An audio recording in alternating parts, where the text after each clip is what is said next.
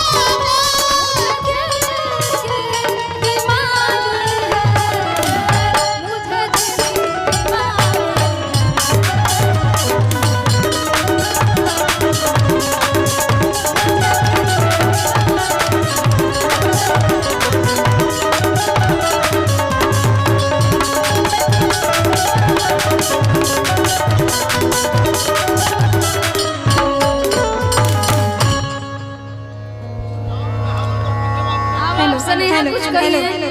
Hello hello तनी हमनी के सबसे पहले तो सब लोग एजा जितना भी जनता लोग बैठल बानी सबके ई मंच के माध्यम से पैर छू के प्रणाम करत तनी और सबके स्वागत और अभिनंदन बाटे ई मंच के माध्यम से। और हम कबे से बैठ के देखत रहनी हमनी